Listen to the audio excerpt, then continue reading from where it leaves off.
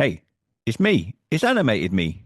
I'm your host, Andy Burrows, and it's time for another episode of Completed It. Movie reviews, pop culture, celebrity guests, and all that good stuff. Oh, and my good friend over there, Sacha Lari, that's my co-host. Hey, Sach, hit the titles, brother.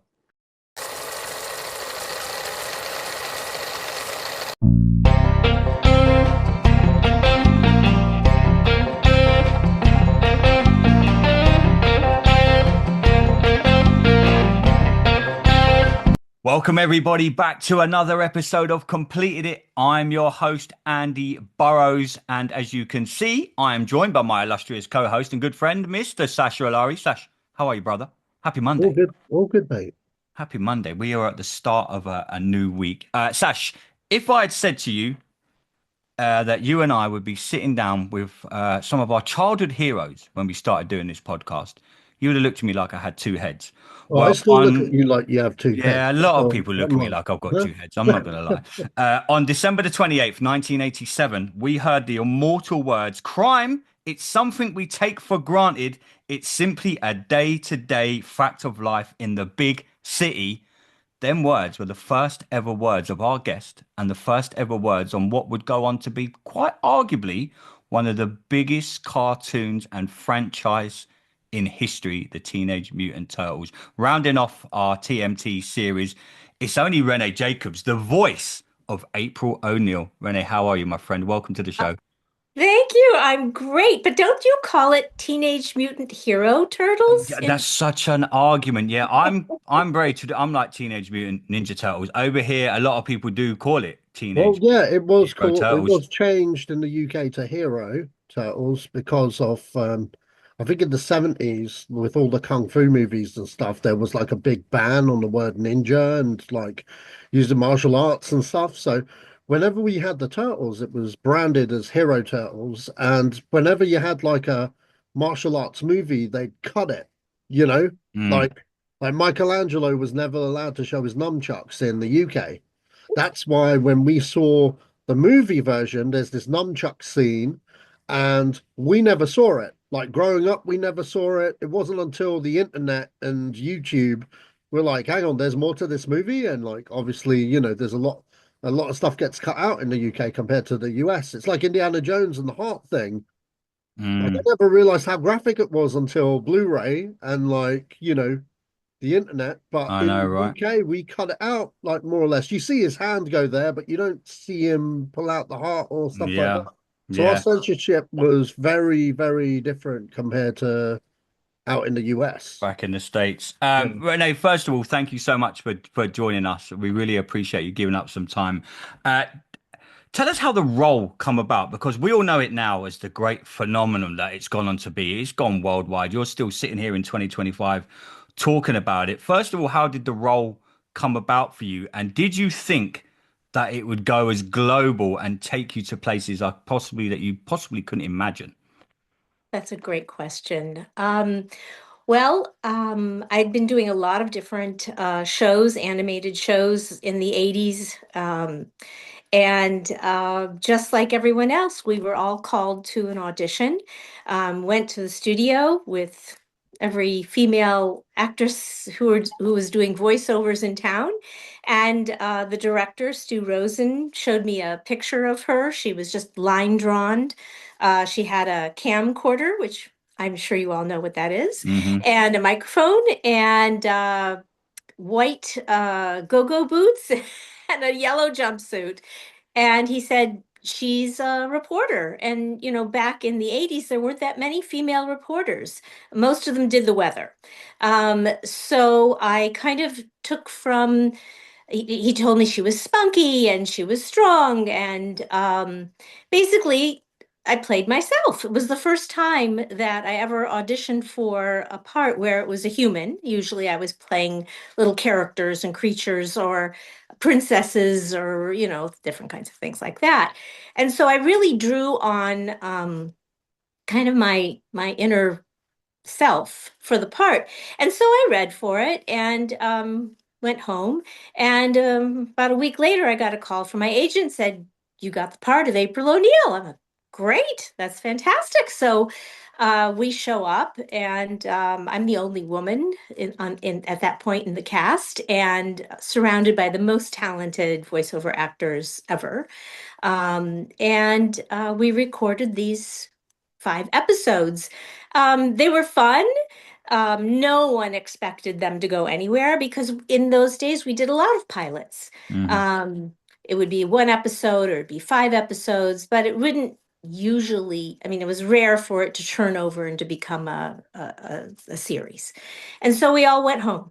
And on April 7th, 1988, and I know that because that was the day my daughter was born, my agent called me to congratulate me on my daughter and that Ninja Turtles went to series. It was really surprising. You know, whenever you tell somebody, say, "Oh, what are you working on?" Well, I just did this 5-part miniseries. It's called the Teenage Mutant Ninja Turtles, and people go, "What?" And parents would be frightened. It was, you know, really interesting the reaction. They thought it would be, really violent and in fact, I remember after the first season went out and it was popular, I was in New York for work, and I stopped in a store called FAO Schwartz. I don't know if you know that. It's a huge, it was a huge toy store. It was like, Buckingham Palace of Wow. toy stores. It was Hmm. incredible. And so, I went in all excited and looking for turtles, and I'm not seeing it anywhere. And I went to the manager. I said, "Do you have Teenage Mutant Ninja Turtles?" He said, "Oh, we'll never have that in here."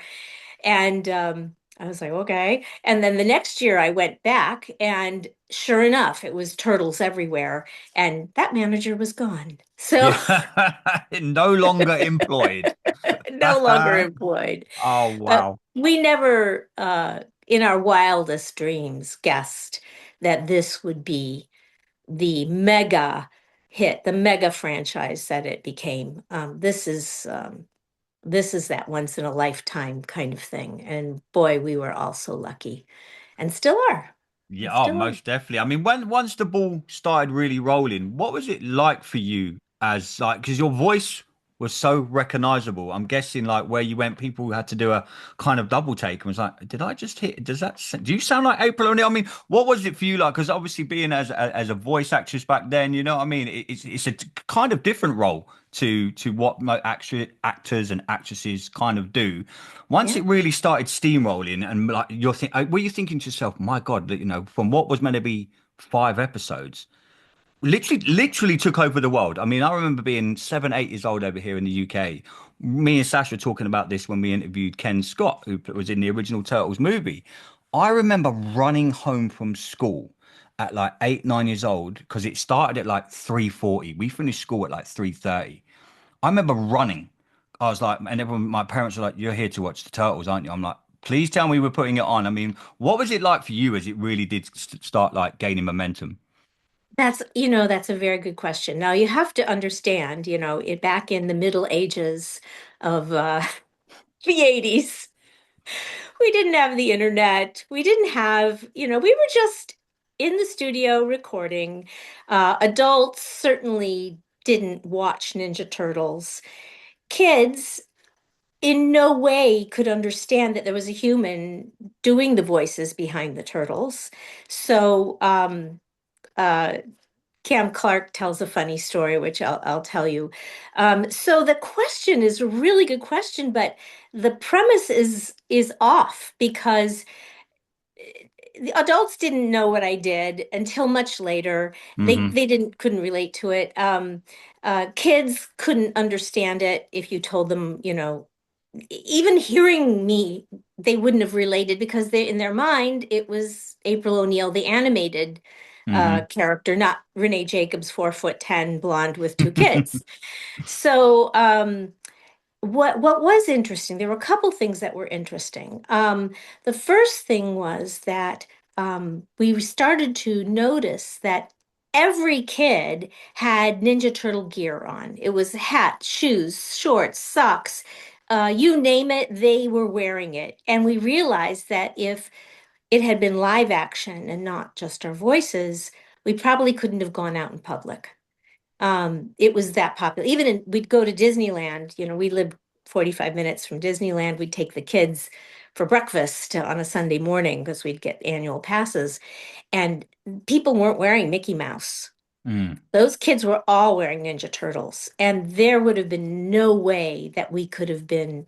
In fact, we had to do public service announcements here telling kids, we're not in your sewers because kids were taking the manhole covers off the from the streets looking for the Ninja Turtles, and it was dangerous.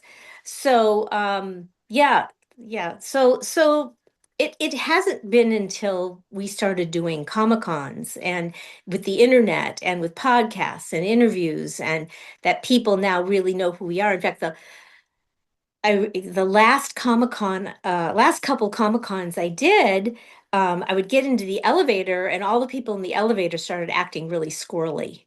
I was like, oh, okay, they know who I am. So that's like new for Mm. us, except Rob Paulson, who's, very high profile, um, but, we used to be able to get into an elevator and, you know, nobody knew who we were. Mm. Even if they came, only if they were big super fans and they'd come to get our autograph. Yeah. Now everybody knows who we are, and so now I'm taking service elevators. Just to go under the radar. Renee, just explain to me the role of a voice actor, actress. Was it something that you went into by mistake? Was it like we spoke to a lot of actors, they say it was just a job. We spoke to Tom Arnold a few months ago and he was telling us about Mhm. some of the earlier roles he has, and he was just like, it's just a job, which then led to something else and led to something else. What was it like for you when they said, "Hey, look, do you want to come and voice this cartoon?" Was it at that time, before you now know that we're sitting here doing this and it's gone worldwide, was it just a case of, okay, yeah, I'll do this. It's a job. No, no. I actually started doing voices when I was a little girl, when I was 6 years old. I grew up in Lansing, Michigan. It's the capital of Michigan, but it's a small town. And Michigan State University is in town. And there used to be classes given for children by professors or different people. And so my mother would enroll me in these classes. And at 6 years old, I was doing voices down in the basement. I'd line up my stuffed animals on the couch and I would just mimic all the voices I was hearing on cartoons, or we had records that had all of the Disney movies. All of the just Chip and Dale, all the chipmunks, all the different cartoons. And so I would just copy them and mimic them and do the whole album for my stuffed animals. So my mother thought there was somebody in the basement with me and realized I was doing these voices and enrolled me in this class that was given by a woman who had a show on public television. It was a puppet show. And after I took the class, she said to my mom, Renee's really talented. I'd like her to be on the show with me. So at 7 years old, I was doing puppetry and doing voices. And then she would go around to different schools and teach children how to make puppets out of their stuffed animals and how to do voices. And I would go with her and I would teach the kids. So I started in voiceover, really. That was where, and also I sing. I sing opera, musical comedy. So I started in singing and in voiceover. And then when I moved to California, I was in high school and I started doing voices for some of the theme parks in Los Angeles and Wow. Orange County. And I ended up kind of leaving voiceover. I was in theater. I lived in New York. When I came back to Los Angeles, I had a commercial agent and he said, "Do you do voiceover?" And I said, "Well, I do voices." And he said, "Well, okay, now you're in our voiceover department." So it kind of came full circle because I did some on camera, I did commercials, I did theater, but my roots are in voicing. And Mm. so that's where I came back to, and it actually became the majority of my career after that. Wow. Last one from me before Sash chimes in. Renee, do you think, like you say, you've mentioned that you've done it from a young age, the world we're living in now, do you think the voice actor is more prominent now than it's ever been. You look at all the remakes that like Disney are doing. You've got like Mufasa and you've got Moana and everything like that. When I was growing up, there was, you had the Jungle Book and you had your rock steady ones. But now everything that's coming now, if you're a voice actor, oh wow, actress, perfect time. Do you think that now, as the world's going on, the way we're going with Disney and Netflix, etc., that it's never been a better time to be a voice actor or actress? That's a great question. Well, I mean, when we all get together, we really talk about the golden age of Mm, voiceover. So, I'd have to tell you that I do believe the 80s and the 90s were really the golden age. Very toy driven, there were tons of shows being done. Um, I see a lot of well-known actors doing voicing in a lot of these animations, so it cuts out a lot of the people who aren't famous. hmm But yet, there's a lot of independent things going on, and you can create your own content, and and there's the opportunity of auditioning for things, and you can live in London or Tanzania hmm or you know other places because you have your booth and you have your recording equipment. We used to have to go to a studio to record. And then we also used to record together. So for example, in Turtles, they required us all to be in the studio together. Which was really, I think, part of the secret sauce in a way, mm. because each of us played off each other, especially the guys. And a lot of the ad libs, a lot of the things that were put into the show that I think made it as wonderful as it was the ad libs that my co-stars did.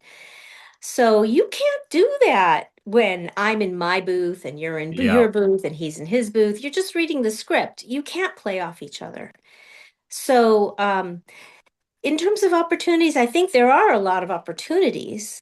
And the idea that you can make your own and even make it go someplace is exciting. It's different. Mm. Um, I think that yeah, I mean, you tell me, are you seeing a lot of new animated series come out, or is it the same thing over and Yeah, over I again? mean, I think it's a lot of, like you say, it's a lot of what's been done in the 80s and 90s. It's kind of like, not rehashing is probably the wrong word because they put a lot of effort into it, but we've spoke many times on this show. It seems like it's very easy just to use a name, The Lion King. Oh, let's do Mufasa. Let's make another one of this and just rejig it and tell the same story. I don't think there's many newer, quote unquote, new No. stuff coming out. Like you say, like you probably were in the golden era of like the Turtles and stuff, the Animaniacs and Chip and Yeah, Dale and Transformers, we've got, Transformers. I mean, Yeah. all the Thundercats. Hanna-Barbera. Yeah, it was, now it's very interesting that, there were lots and lots of series, lots and lots of series. But it's really exciting that Ninja Turtles, I think, is definitely the one that we get to go to Comic Cons. You don't see, Stood the test you of know, time. yeah, we're the ones that hit it Mm, big, really 100%. big. Yeah. 100%. Sash, floor's yours, brother. Yeah, yeah.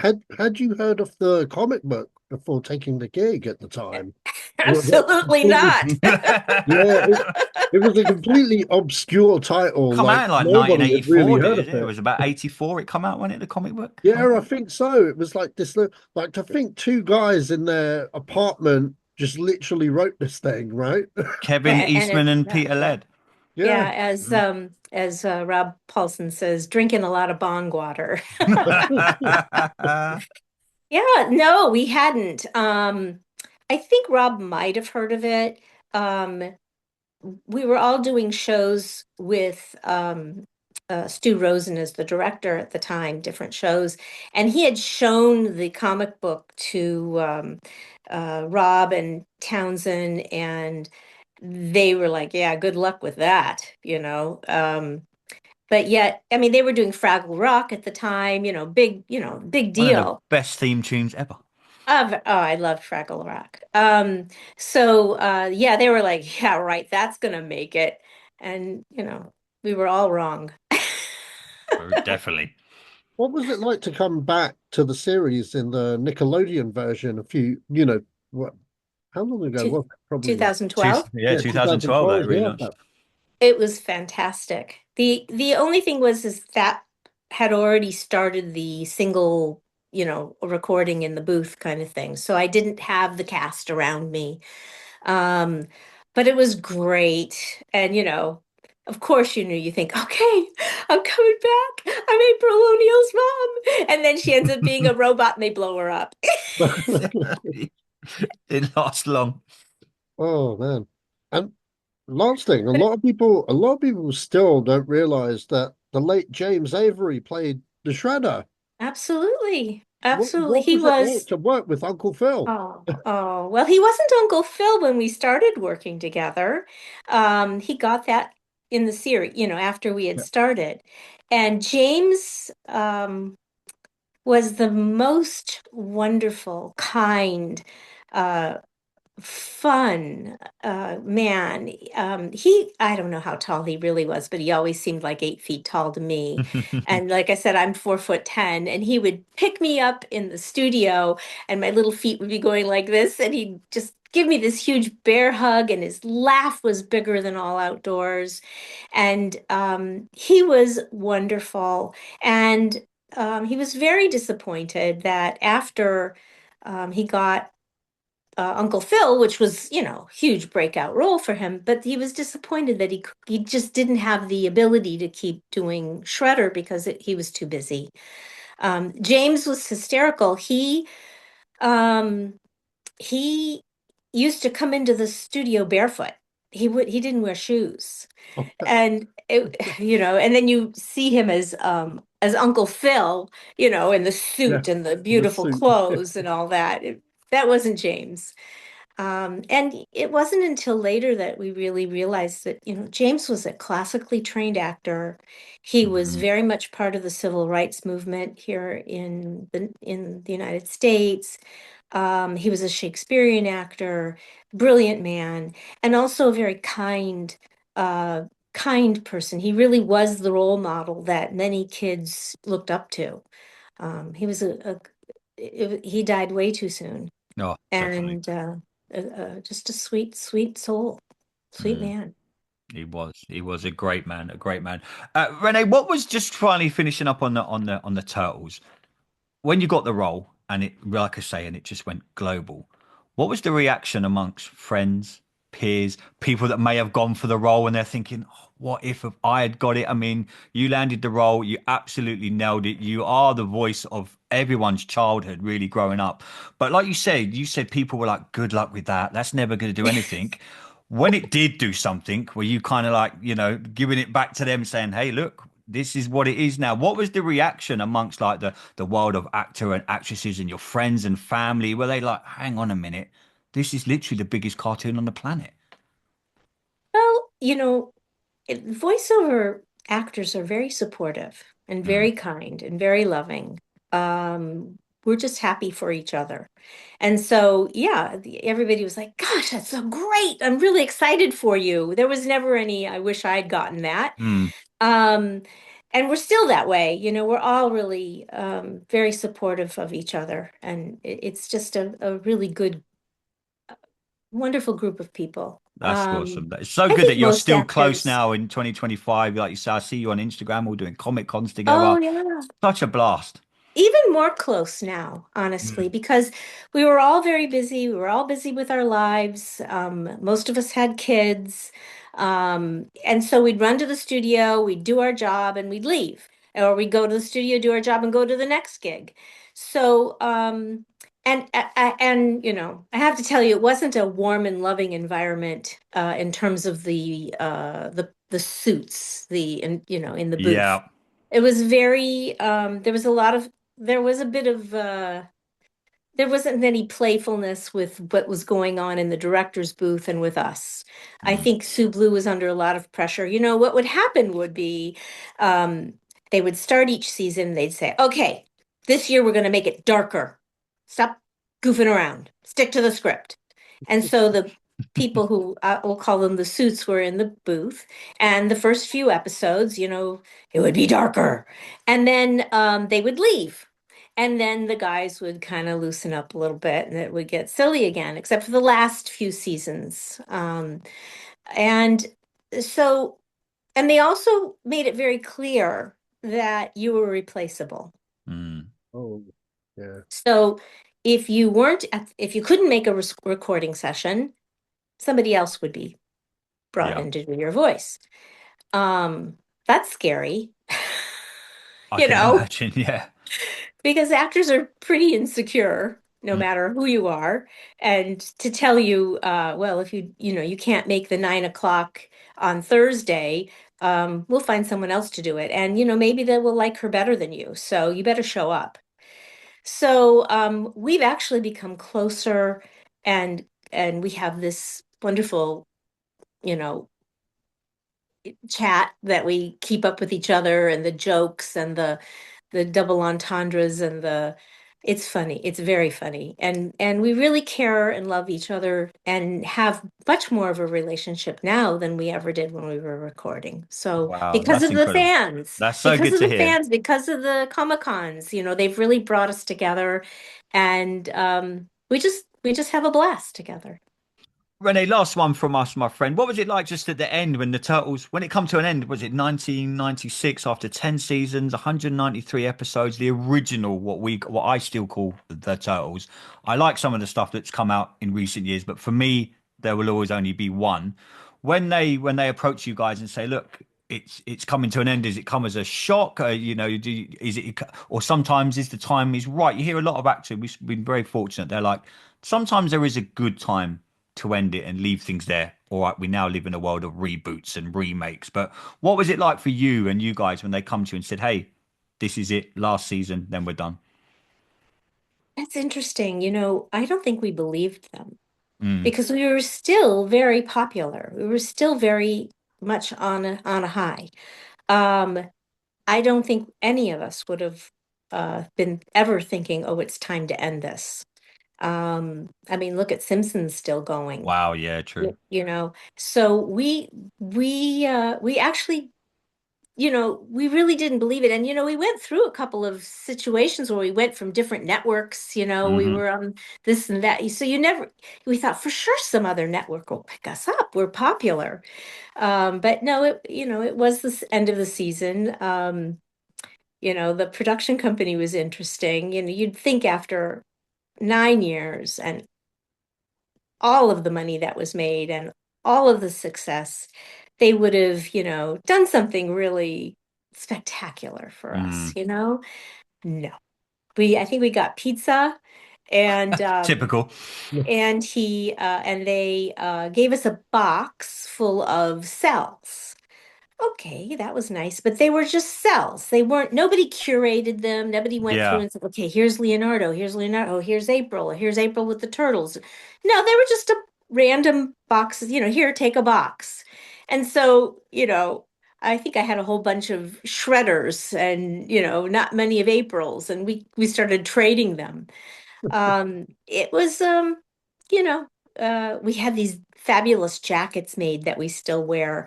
Um, they didn't offer to buy them for us. It was, interesting, Mm. I think if it had been my production company, I certainly would have been a little more generous, why Mm. not? Big deal. Yeah. But it was sad.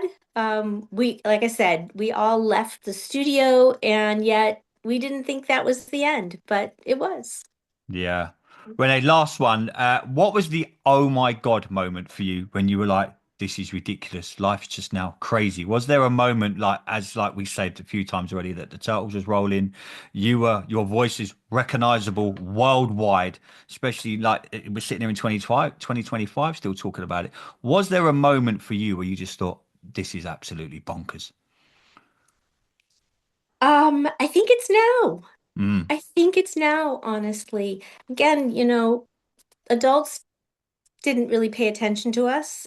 Now the adults are the ones that were the kids, Yeah, we so all they're grew up with the it. Yeah. ones. I have fans. We all have fans coming up to us and literally shaking and crying and saying, "You have no idea what Ninja Turtles meant to me." Stories that you just can't believe. stories of people who were in the foster care system that say, if it weren't for turtles, I would have never had a family Wow. because I went from house to house to house. That was the only constant in my life. If it wasn't for turtles, if it wasn't for April O'Neil, I don't know that I would have a relationship with my brothers because until the turtles and I could play April, they beat me up. Um, if it wasn't for April O'Neil, I wouldn't have pursued a career in the military or a pursue as a reporter or a journalist. The impact is beyond belief. Mm. The tears that we have shed with our fans over what Turtles has meant to everyone. People, we all have our, you know, imperfections, or we all, I'm dyslexic. Yeah, We all ditto. we're I'm trying to be a dyslexic podcaster, Renee. Honestly, Yeah, I tell it's you. very hard to be a voiceover person and you're I under can stress imagine. because the words flip around. So it can be really tough. And we have so many things, so many people say, if not for the turtles, because the turtles were mutants, Hmm. so people who had, ADD or ADHD or any numbers of things that weren't diagnosed back then, they could relate to the turtles and they saved them. They saved them from being bullied. Um, and so I have to say now is when is when we have all realized how lucky we are, Mm. how grateful we are that we've had the opportunity to have such a positive impact on so many people, and that they're brave enough to come up and talk with us and share their stories.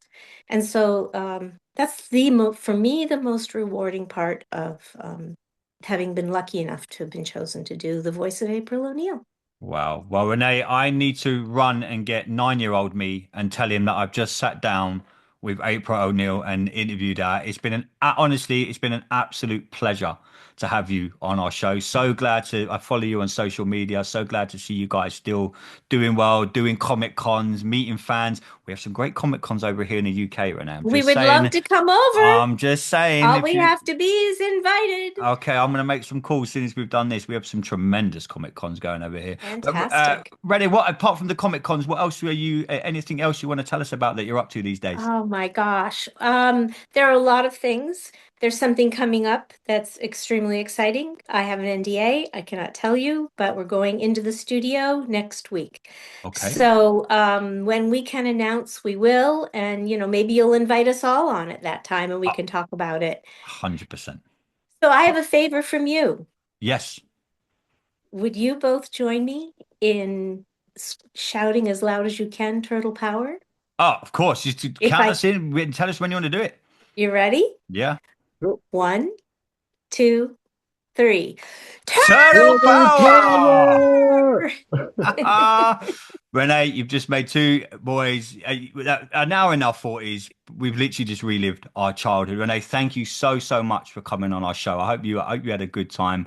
Hope to see you over here in the UK at some stage. That I would hope so be too. If amazing. we can, if we can make it happen, maybe you'll come to the con and, do something from there. 100% we will make something happen. But if anyone wants to check out this show, just go onto YouTube, type in Completed It Podcast is where you can find us. Also find us on X at Completed It Pod is where you can find us. But we'll be back tomorrow. We've got shows dropping every day this week. But till next time, everybody, I've been your host, Andy Burrows. That has been April O'Neil. That's been Sacha Laurie.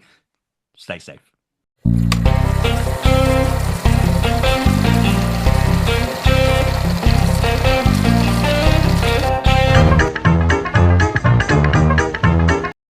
Feeling overwhelmed by the challenges of daily life?